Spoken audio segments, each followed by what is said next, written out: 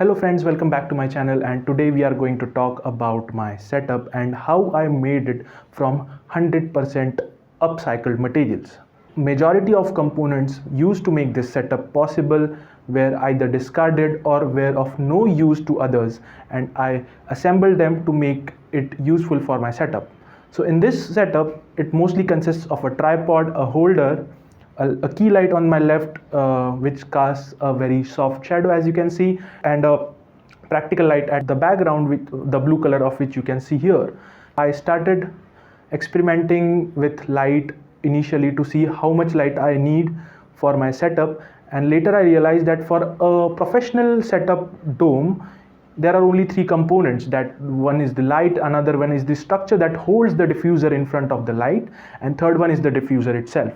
Now, if you compare the form of that dome, you actually need a circular object just to hold the diffuser in front of it. So I looked around in my house and I found this thermocol piece from my washing machine lying around in the box. I made a hole on top of the thermocol and used this pendulum holder to hold the light inside the dome.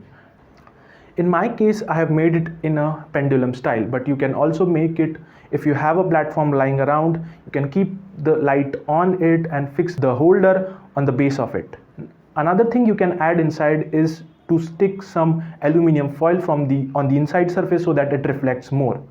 Now, the thing that makes this setup professional is the diffuser, and you can actually use any polythene bag lying around, but in this case I have used cloth bag and I have fixed it on the top of it, and as you can see, the light that it casts on the subject is very soft, and it's not at all looking like it is made up of upcycled material. Now moving on to the next component of this setup is my practical lighting. Now for this I actually used a tube light that was lying around. Once any component of this circuit that drives this LEDs fails, you have to throw away the entire material, which really breaks my heart. So I thought of using this for my background purposes, and I actually disassembled the LED strip inside it. If you are able to salvage this LED strip also, then it will be great.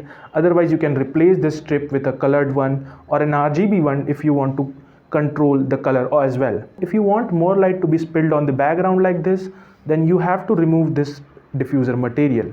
If you keep this diffuser material on, it will shine more like a lightsaber, which also has its aesthetic value if kept in background, especially if you have high-end camera that has shallow depth of field. It will work like a charm in the background and it will look very good. The third and the last component of this setup is my tripod.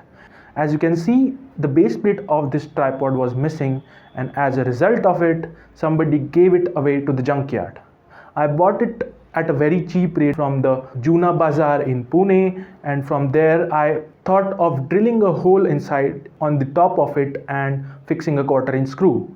But luckily, from when I came home and looked around in the old stuff, I found this phone holder lying around. As you can see, like this, I attached my phone holder to the tripod. Both of these materials were discarded earlier. Right now I am using the same tripod. So like this, I actually was able to make a decent setup at a very low cost.